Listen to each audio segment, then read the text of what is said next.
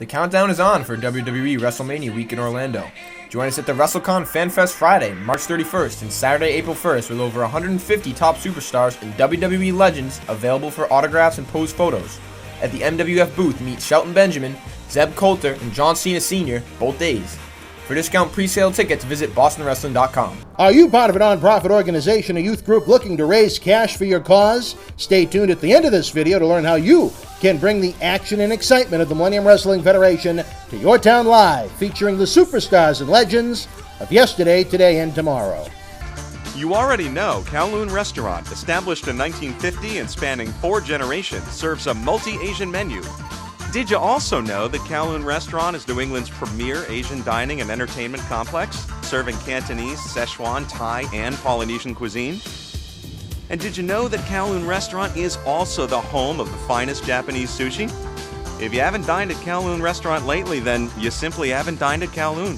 Kowloon Restaurant, Route 1 North in Saugus. This is Mick Foley. This is Harley Race. This is Shelton Benjamin. This is Mr. Wonderful Paul Orndorff. This is the Monster Abyss. And this is Daniel Bryan. This is JBL, and you're watching the MWF. Be there live.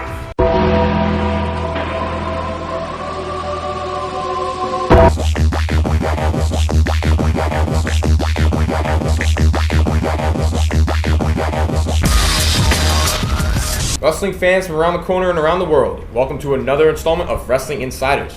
Live from MWF Studios just north of Boston in downtown Melrose, Mass., the zip code of champions, 02176. Stay tuned after this video for great deals where you can support indie wrestling. Let's run down WWE Royal Rumble 2017 from the Alamo Dome in San Antonio, Texas, Sunday, January the 29th, 2017. Eat your heart out, Lex Luger. I thought this event from top to bottom was the total package.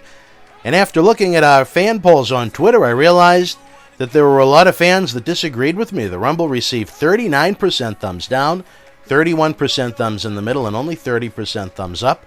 The best match was an overwhelming 78% for John Cena vs. AJ Styles, 12% for the Royal Rumble match, 7% for Kevin Owens vs. Roman Reigns for the Universal Championship, 3% for other. I'm not quite sure what those others were. I don't know if I would put the Cruiserweight or Raw Women's title matches on that pedestal, but nonetheless, what show was better this weekend? I was totally blown away. 70% for NXT TakeOver, 30% for the Royal Rumble. What was there on TakeOver that could have possibly been better than the key matches at the Rumble, including an instant classic between AJ and Cena? Some fans were negative that Samoa Joe didn't debut in the Rumble. Even more were angry that Roman Reigns entered at number 30, supposedly taking his place, even though Reigns didn't win or was in it all that long. There was a percentage of the fan base that felt WWE should be elevating its quote-unquote younger guys over the veterans that were heavily pushed for the Royal Rumble. The great thing about wrestling is that it's subjective. But I have an explanation for fans that fit into the complaints I just mentioned. WWE is building its biggest event of the year, an event that will gross over $100 million for the city of Orlando, Florida, at least $10 million plus, if not at the live gate, and millions of fans across the globe that will watch on WWE Network and pay-per-view. For WrestleMania to be that success, it has to be big, it has to be fresh, it has to be different. I know there's an online die-hard fan base that would love to see Kevin Owens and AJ Styles main event WrestleMania, but it ain't happening this year at least. There's room for both to have big matches, but not the featured money matches. It's just reality. Royal Rumble built the top matches and angles for WrestleMania. I thought it was one of the better WWE pay-per-views in recent years, as it did so much to build key storylines and matches with little in the way of nonsense comedy and bad women's wrestling. I wish every pay-per-view could be executed like the Rumble. There were 3 matches on the Royal Rumble kickoff show. Naomi, Becky Lynch, and Nikki Bella teamed to defeat the SmackDown Women's Champion Alexa Bliss, Natalya, and Mickie James. The match was fine, and it served a purpose, having Naomi pin the champion Bliss to set up a title program between the two to fill time between now and have a fresh match for Bliss at WrestleMania. Simple and effective. Good job by the ladies in this one. Luke Gallows and Carl Anderson defeated Cesaro and Sheamus to win the Raw Tag Team titles. Another solid match here. It had 2 referees. My quote-unquote complaint is that Cesaro and Sheamus' title run was very short, only winning it a month ago, but Gallows and Anderson are really elevated by winning the titles. Right now you have a heel team holding it, and several babyface teams from Cesaro and Sheamus to New Day to Enzo and Cass to have babyfaces chasing them on that one, and that's usually better business and generates more interest. You know how WWE loves to break up tag teams. Will we see a split between Cesaro and Sheamus? Maybe even leading to a match at WrestleMania, or is a fresh feud coming out of WrestleMania?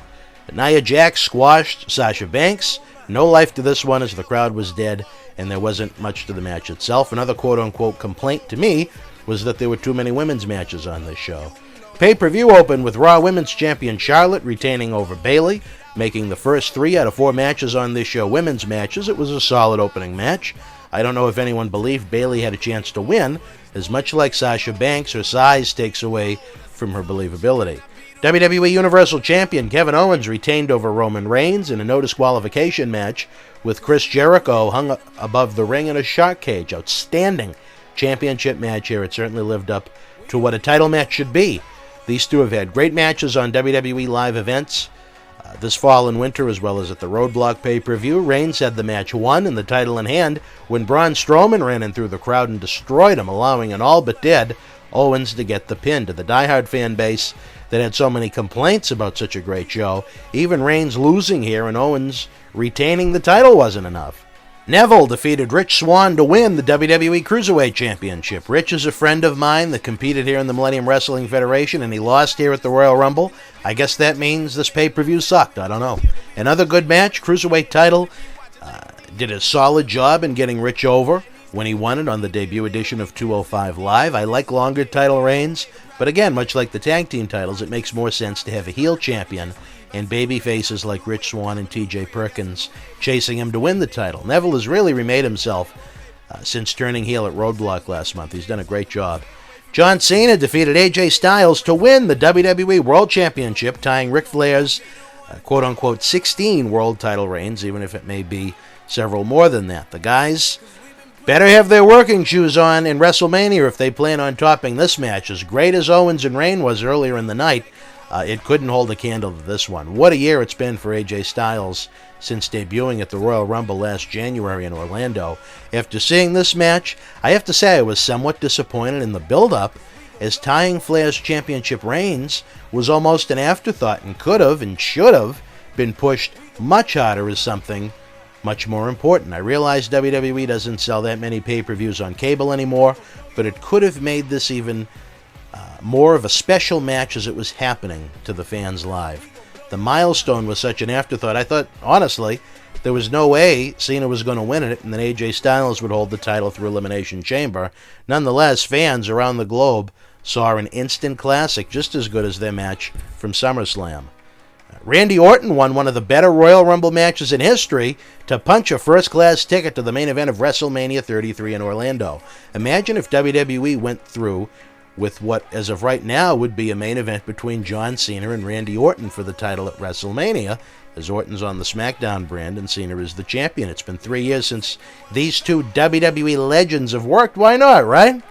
Imagine the backlash, at least from the diehard fan base community. With Orton winning the Rumble, you'd have to think that Bray Wyatt will now win the world title at Elimination Chamber and the two will collide at WrestleMania. I won't go through who entered when and who eliminated who, but some notes. Big Cass and Chris Jericho entered at number 1, number 2. Jericho lasted a complete hour, lasted until the Final Four. A great performance yet again for Mr. Jericho. Braun Strowman was this year's Diesel, and Kane getting a half dozen eliminations before Baron Corbin eliminated him. Corbin was pushed very hard in this match as well. NXT's Ty Dillinger debuted. He entered what else? 10th. Not sure if he's being called up full-time from NXT at this point, or what brand he'll compete on if indeed he is. Royal Rumble legend Kane didn't compete in this match, and I was disappointed. Does that mean the Royal Rumble sucked? I was let down. Kane certainly would have been a big elimination for a Baron Corbin or a Braun Strowman, considering Kane has the record number of eliminations. You have to wonder if Kane is at 100% right now, where we haven't seen him for a while. There were no surprise entrants by WWE legends as we've seen in years past, where WWE has two separate brands right now, plus NXT. They don't need the surprise entrants anymore. where there are only 30 slots in the Rumble and many more roster spots than that. But it would be cool to see a few legends added each year that can still go in the Royal Rumble. In the Andre the Giant Memorial Battle Royal at WrestleMania, as we saw last year in Dallas. I remember DDP and I think Tatanka were in it. I don't know if you'd count Shaq as a WWE legend, but you get what I'm saying. Brock Lesnar entered late, absolutely destroyed everyone in the ring, playing off a Survivor Series. Goldberg entered, they had a confrontation, and Goldberg made quick work of Lesnar, tossing him over the top rope to eliminate him. Goldberg is over something fierce right now. It's going to be a true WrestleMania moment when they square off April 2nd. Tip of the hat to Lesnar in making Goldberg look like a superhero when he's shown little ass to anyone during this run that began back in 2012. You really have to think where Goldberg has looked so good, has really fit in. The fans have taken to him.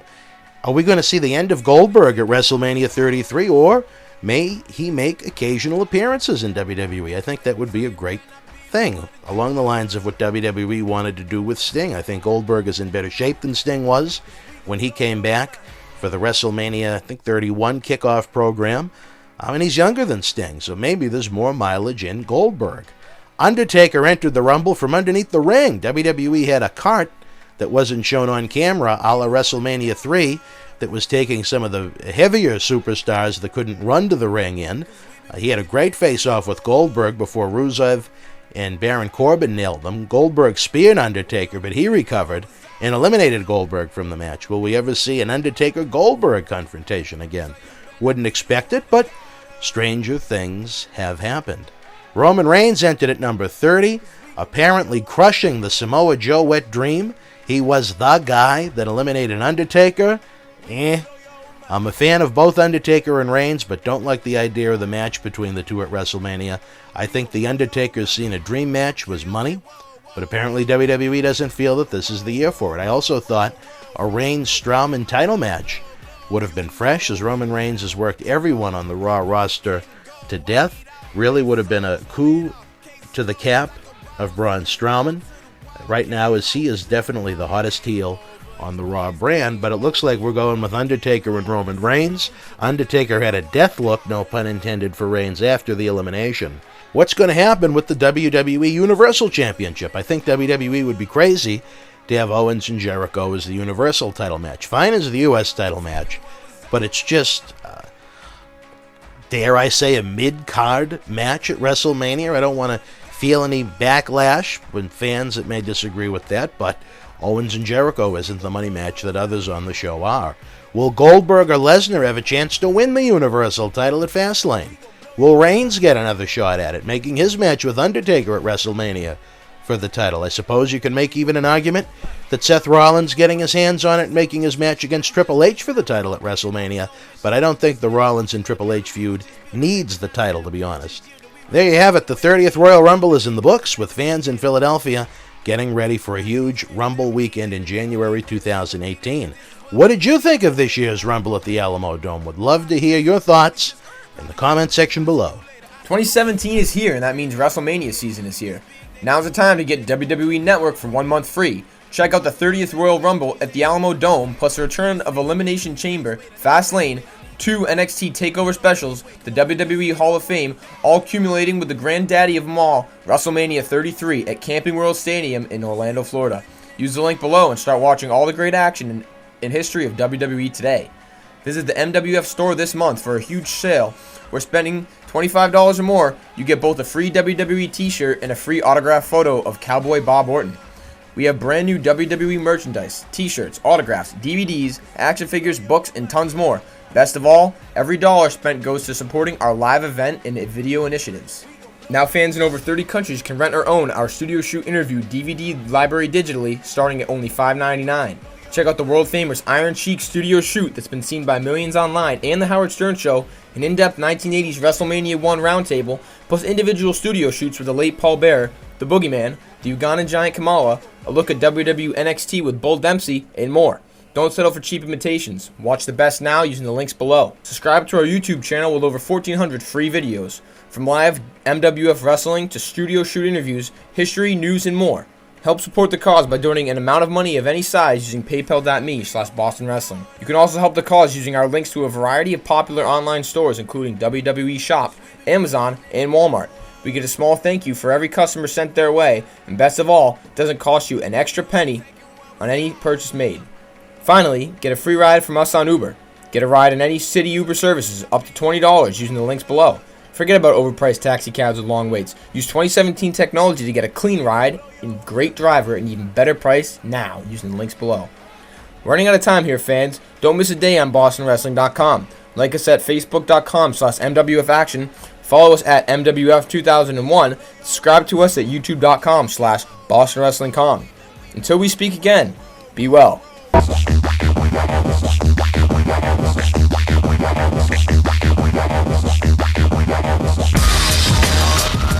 The Millennium Wrestling Federation's 15th anniversary tour begins this fall and rolls into 2017 throughout New England, down the East Coast, and into the Carolinas. If your nonprofit organization is looking for an interactive, turnkey experience while putting the fun into fundraising, you've met the perfect tag team partner.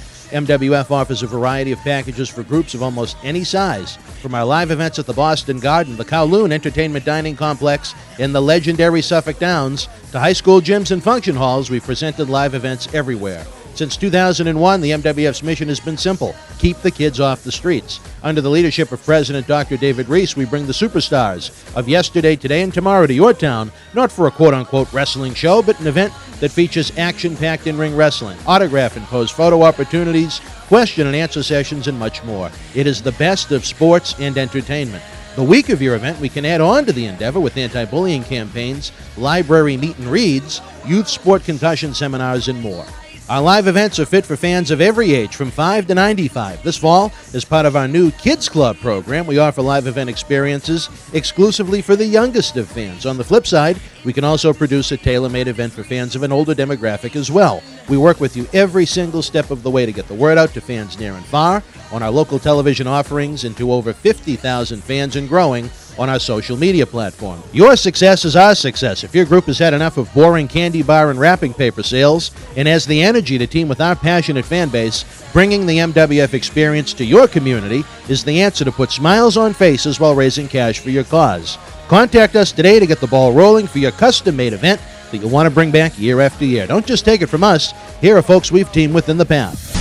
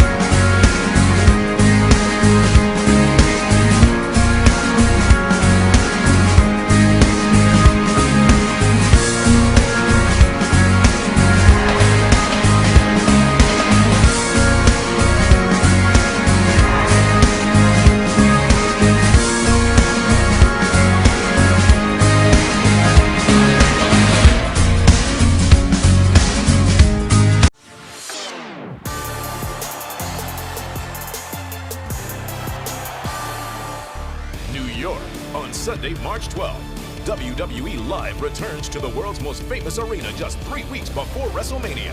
What will happen when the Beast Brock Lesnar is unleashed onto Madison Square Garden? Experience an action-packed night with your favorite superstars. It's the WWE Live Road to WrestleMania Tour at MSG on Sunday, March 12th. Tickets and VIP packages are available.